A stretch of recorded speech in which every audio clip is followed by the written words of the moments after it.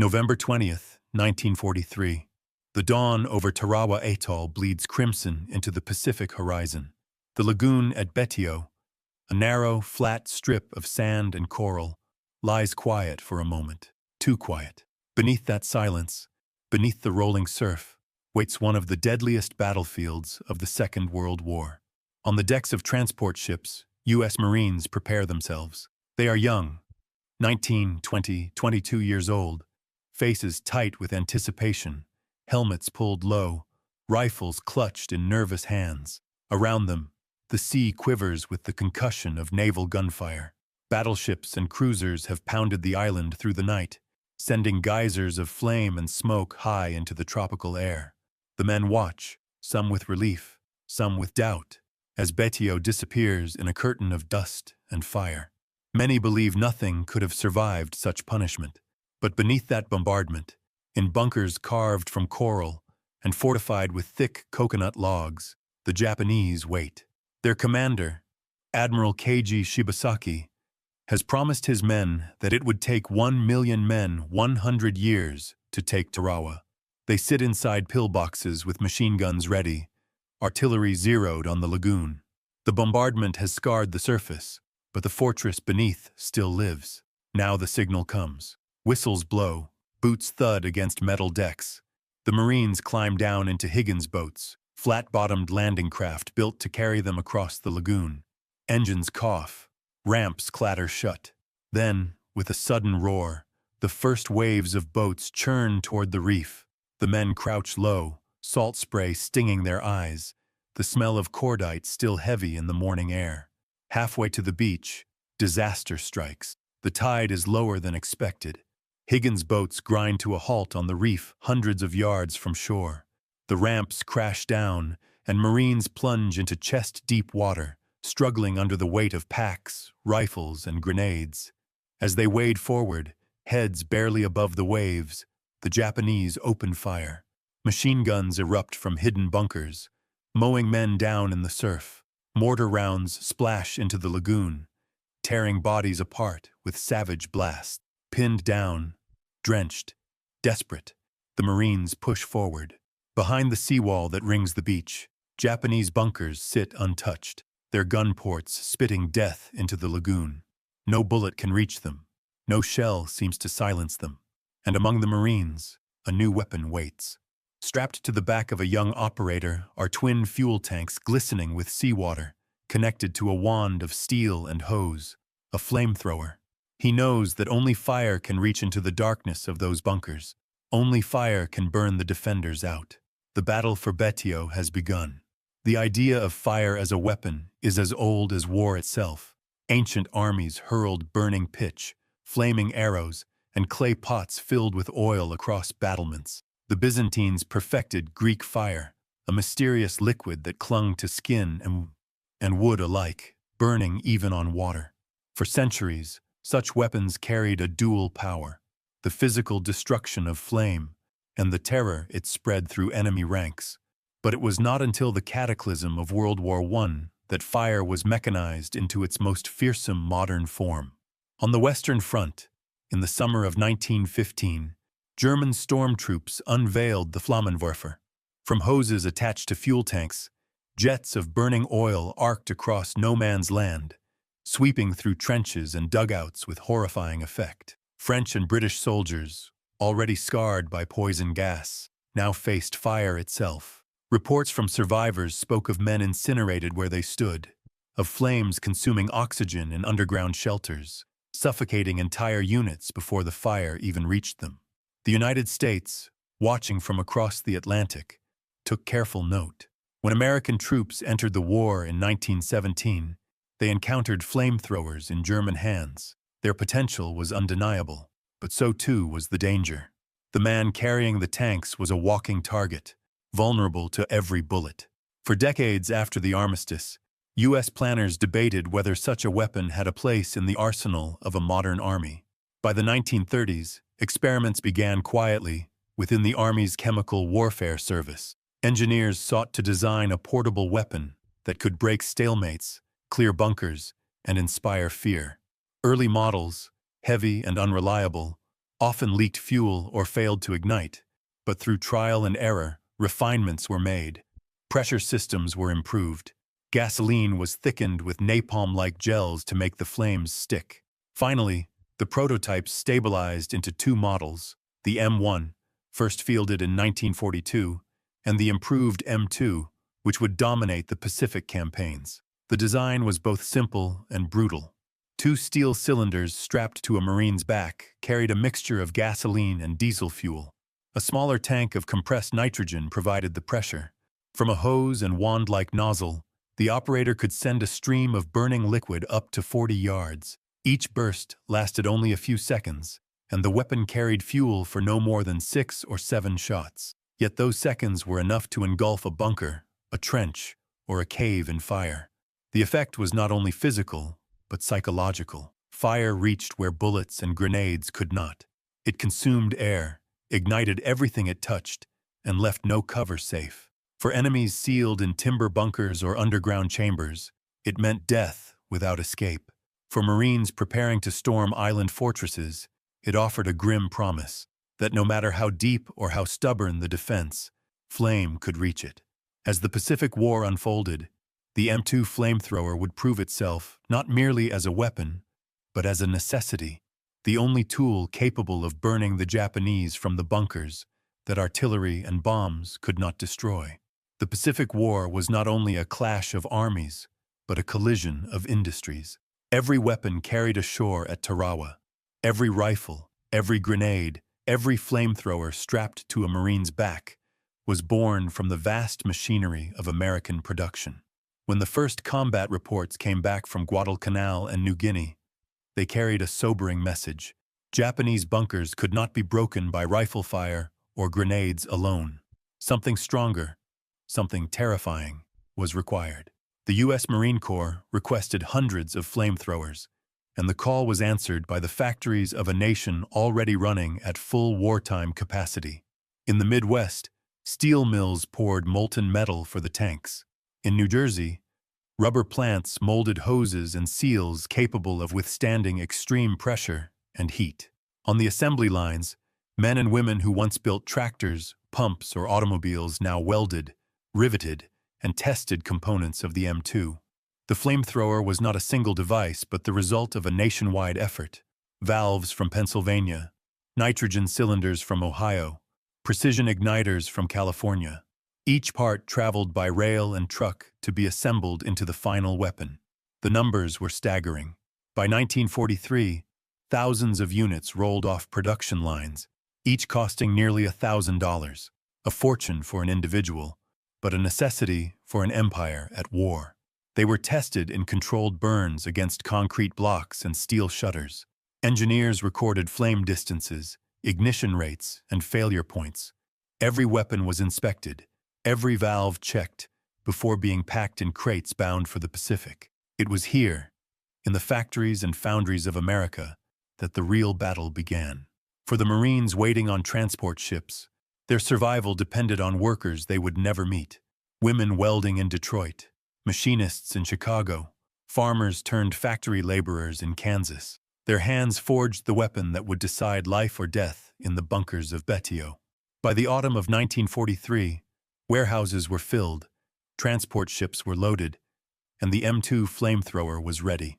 In the quiet before Tarawa, America had built not just a weapon, but an answer to the Japanese fortress. Soon, on the sands of a tiny atoll, that answer would be tested in fire.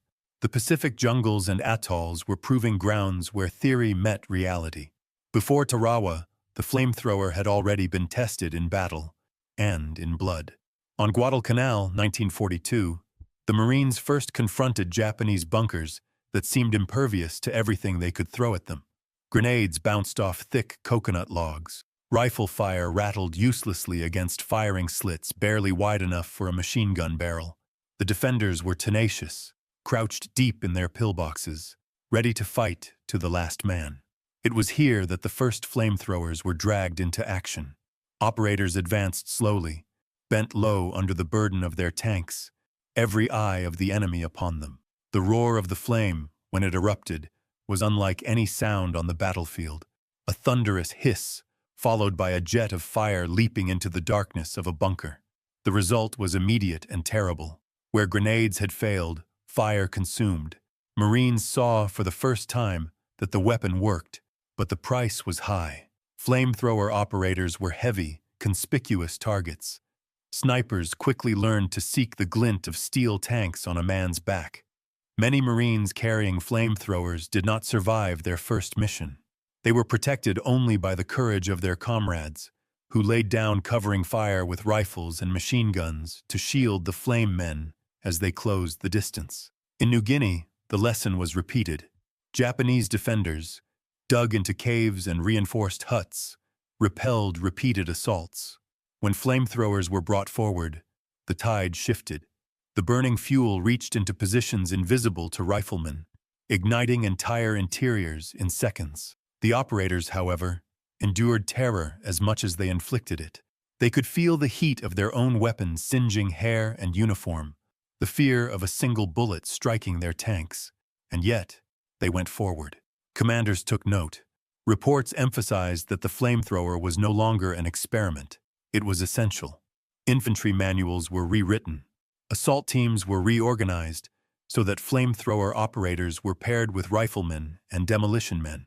Each squad was expected to breach bunkers as a coordinated unit, rifles to suppress, grenades to stun, flamethrowers to finish. By late 1943, the doctrine was clear. In the Pacific, the Japanese fought from underground, from pillboxes, from labyrinths of coral and timber. To root them out, America would need more than courage. It would need fire. As the Marines prepared for the invasion of Tarawa, flamethrowers were no longer an afterthought. They were woven into the battle plan, carried ashore with explosives and rifles, destined for the front lines. Betio would not only test the Marines themselves, it would test the weapon that had been forged through blood and terror in earlier battles. The baptism had begun. The true trial was still to come. The American bombardment had ended with thunder, but as the smoke lifted, it became clear that Betio still bristled with life. Admiral Shibasaki's fortress had been built with ruthless precision. Coral and coconut logs, cemented with sand and steel, created bunkers so strong that even 16-inch shells from battleships could not shatter them. Behind the seawall, the Japanese waited, machine guns loaded, mortars sighted on the lagoon. The Marines, advancing in their Higgins boats, believed the island had been flattened. They were wrong. The first waves struck the reef, forced to wade hundreds of yards through chest-deep water. Japanese gunners opened fire, cutting men down in the surf. Bodies floated alongside comrades still pushing forward, heads bent into sheets of bullets. Some never made it past the reef. Others crawled ashore, gasping for breath, pinned down by snipers and interlocking fields of fire. By midday, chaos ruled the beachhead. Marines huddled behind the seawall, trapped, unable to push forward into the teeth of Japanese bunkers. Each pillbox was a fortress, with narrow slits that allowed defenders to fire without exposing themselves. Grenades bounced harmlessly off the thick log walls. Riflemen emptied clips without effect. Mortar crews tried to angle shells into the firing ports, but the positions were too well hidden, too resilient. And then came the flamethrowers. The first attempts were desperate. Under withering fire, engineers and riflemen hauled forward the flame operators. The tanks gleamed with spray, heavy on the backs of men who knew they were prime targets. Snipers focused on them instantly. Some fell before they ever reached firing distance, tanks leaking into the sand. But those who survived carried the fate of the battle on their shoulders. One assault team approached a bunker that had pinned down an entire company. A flamethrower operator crawled forward on his belly, covering the final yards inch by inch. His comrades laid down a curtain of fire, rifles and machine guns rattling to keep Japanese heads low. At 20 yards, the operator rose to one knee. The ignition clicked, then a roar. A jet of flame leapt forward, liquid fire surging into the dark mouth of the pillbox. Smoke belched out, followed by screams, then silence. The Marines cheered, vaulted the seawall, and surged forward. But Betio was a maze, and victory came bunker by bunker, pillbox by pillbox. Each stronghold demanded its own assault, each at a terrible cost. Some Japanese fought until their bodies burned. Others tried to escape, only to be cut down by waiting riflemen. Inside the bunkers, oxygen vanished in seconds, suffocating defenders before flame touched them. The smell of burning fuel mixed with salt air and cordite, drifting across the lagoon in waves. On the second day, the flamethrower became the spearhead of the attack. Teams of engineers advanced methodically, demolition men with satchel charges, riflemen to suppress, and flamethrower operators to finish the kill. They worked in pairs, rotating when one ran dry, crawling forward with fuel tanks sloshing on their backs. Every burst of fire was cheered by Marines pinned down for hours. Every destroyed bunker meant a few yards of sand gained, yet the price remained steep. One operator, advancing against a fortified blockhouse, was hit squarely before he reached the firing slit. The tanks erupted in flame, engulfing him instantly. His comrades turned their faces away, but pressed on, dragging another flamethrower forward to complete the assault. The battle showed no mercy, not to the Japanese, and not to the Marines. By the third day, the island was a vision of hell. Black smoke blanketed the sky. Palm trees smoldered, their fronds charred to skeletons. The sand was churned into a mixture of coral dust, ash, and blood.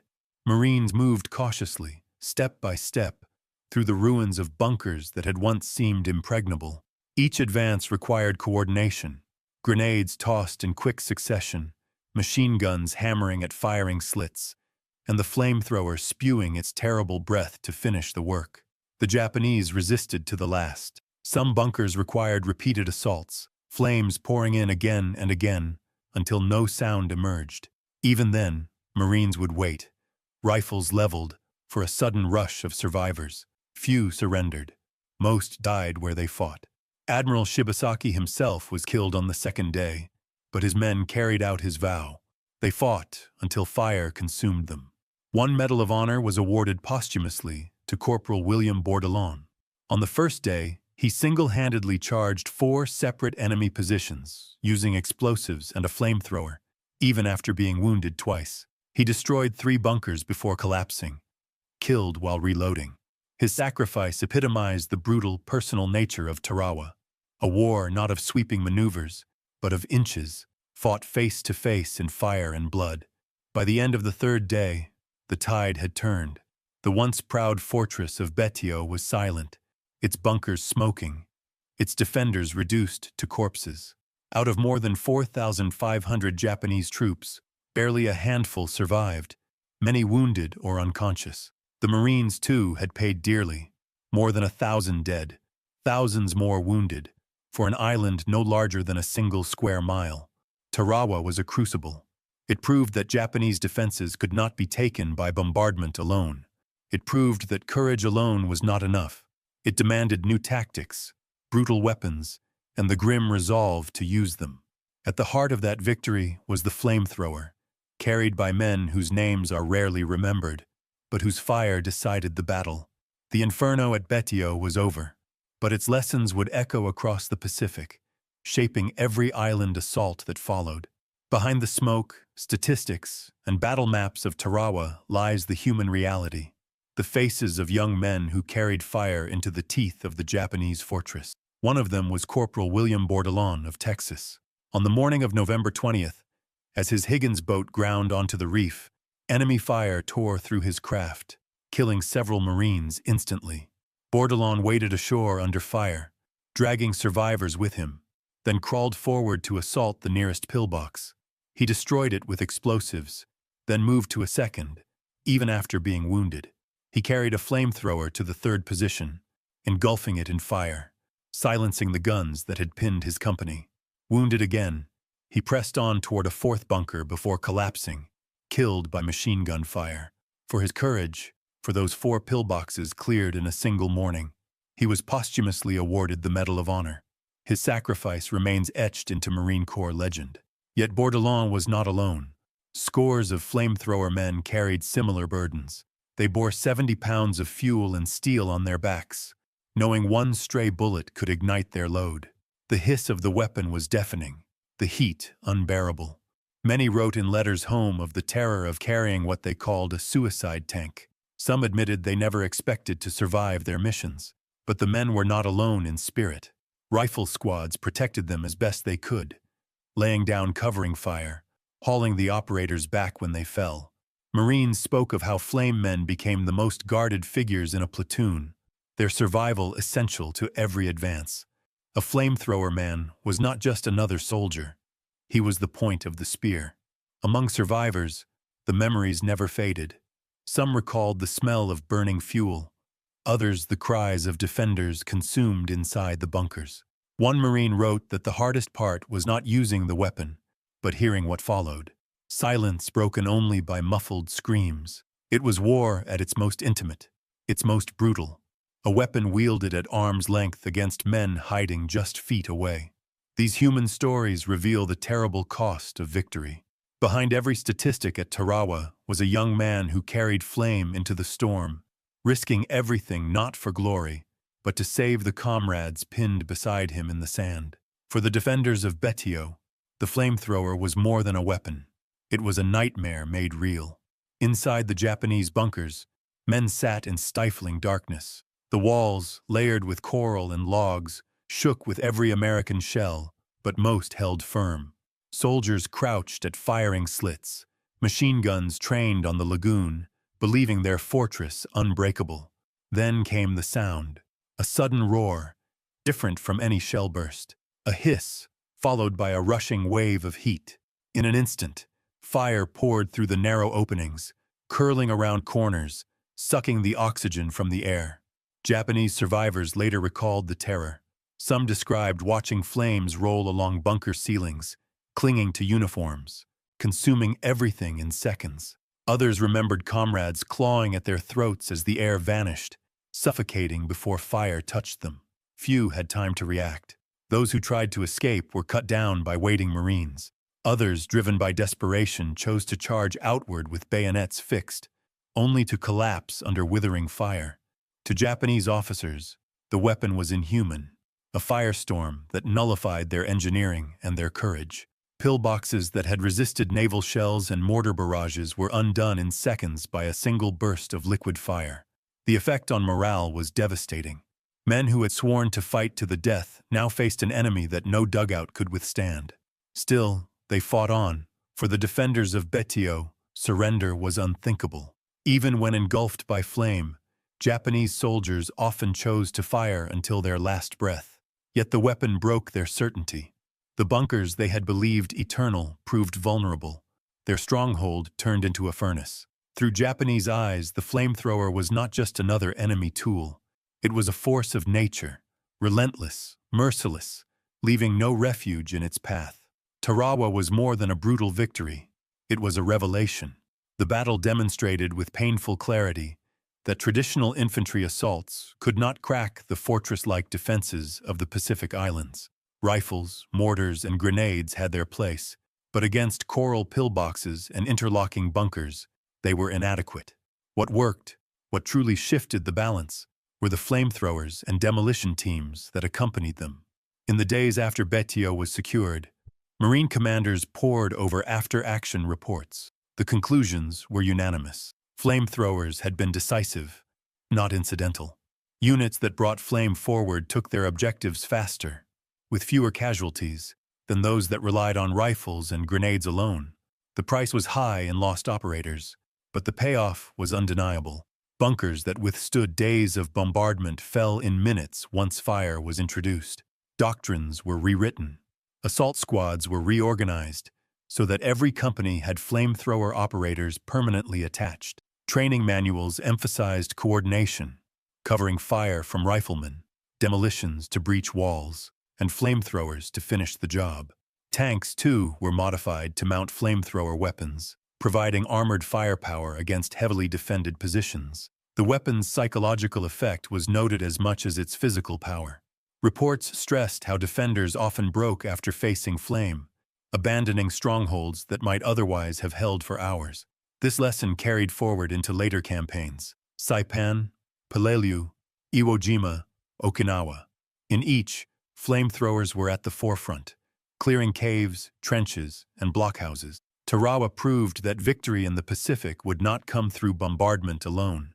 It demanded grim, close-quarters fighting, and the deliberate use of weapons designed to overcome the enemy's will as much as his walls. From that point on, flame became a permanent instrument of American island warfare, a symbol of the brutal ingenuity required to break an empire. The victory at Tarawa marked only the beginning of the flamethrower's prominence in American warfare. From that point forward, the weapon was no longer experimental but standard issue, carried ashore in every Pacific landing. Its reputation grew with each campaign.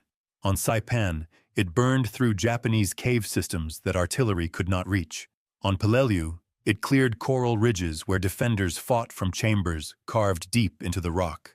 At Iwo Jima and Okinawa, the weapon became indispensable, used relentlessly to drive Japanese soldiers from the labyrinth of tunnels and bunkers that honeycombed the islands. Yet the legacy of the flamethrower did not end in 1945. In Korea, American troops once again relied on it to flush Chinese and North Korean forces from tunnels and trenches. In Vietnam, it was mounted not only on infantry, but on armored vehicles, including the fearsome M132 Zippo flamethrower carriers, which could project fire hundreds of feet into jungle undergrowth. The weapon proved effective, but with every use came mounting controversy. Images of jungles in flames, villages scorched, and the psychological toll on soldiers and civilians alike gave the flamethrower an aura of barbarity that modern warfare could no longer ignore. By the 1970s, public opinion and international law converged. The United States formally phased out the flamethrower, deeming it a weapon too cruel for the battlefield. The development of precision explosives, thermobaric charges, and other methods of bunker reduction rendered it obsolete.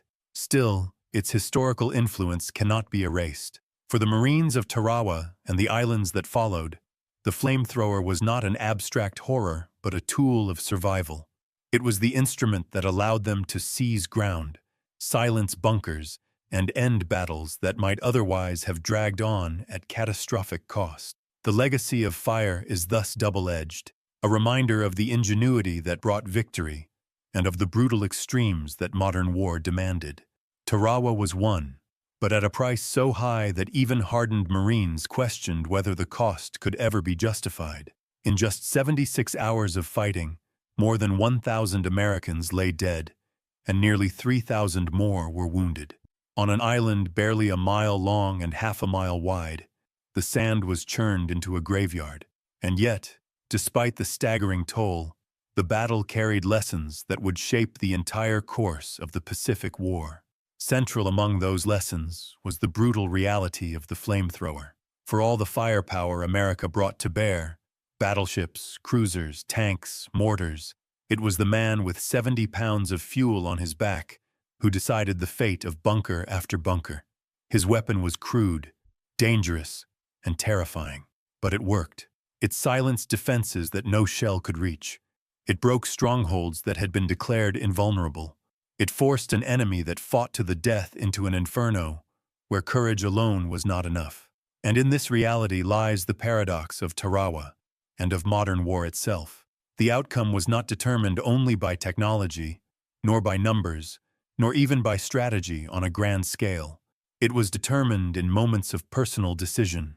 A young Marine, under fire, choosing to rise to his knees and trigger the roar of flame that would save his comrades. The weapon was necessary, but it was the courage of the man who carried it that made it decisive. Tarawa also forced America to confront the future of warfare. The island proved that industrial might could build the weapons, but men would still have to carry them into battle. Democracy's strength lay in both, in the factories of Detroit and Chicago, and in the 19-year-old Marine who strapped fire to his back and advanced into the storm. It was this unity of production and sacrifice, industry and individual, that made victory possible. For the Japanese defenders, the flamethrower was a symbol of doom. Their courage was undeniable. They fought to the last, refusing surrender even when fire consumed their bunkers. But courage alone could not withstand the combination of American industry and American resolve. The Empire's faith in fortifications, in walls of coral and cement, was broken by a weapon that proved there was no hiding place. In the years that followed, The memory of Tarawa haunted Marines who survived. Some remembered the smell of burning fuel. Others the suffocating silence inside captured bunkers. Many never spoke of it at all.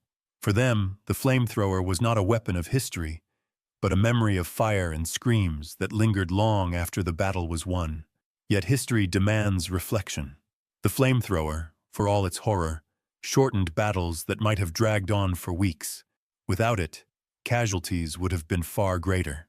The men who carried it did so not out of cruelty, but out of necessity, to end the fight quickly, to save their comrades, to survive. They bore the weight of a weapon the world would later condemn. But in 1943, on the sands of Betio, it was the only answer. As we look back across the decades, Tarawa reminds us of the brutal balance of modern war. Technology and courage, fire and flesh, machines and men, each was essential, and none alone was sufficient. Victory came not from industry alone, nor from bravery alone, but from their union in a moment of absolute necessity. The island of Betio today is quiet. Palms sway where bunkers once smoldered. Coral reefs lie washed by the same tides that carried Higgins boats into fire. But beneath the silence, the memory endures. Young Marines wading through surf, Japanese defenders crouched in darkness, the roar of flame cutting through the smoke. Tarawa teaches us that in war, the tools may change, but the cost remains eternal. The flamethrower is gone, retired as too cruel for the battlefield. Yet the courage of those who carried it, and the sacrifice of those who faced it, remains. It is a legacy written not only in the fire that once swept the bunkers of Betio, but in the enduring truth that wars are won, and peace is bought, by the lives of ordinary men in extraordinary circumstances.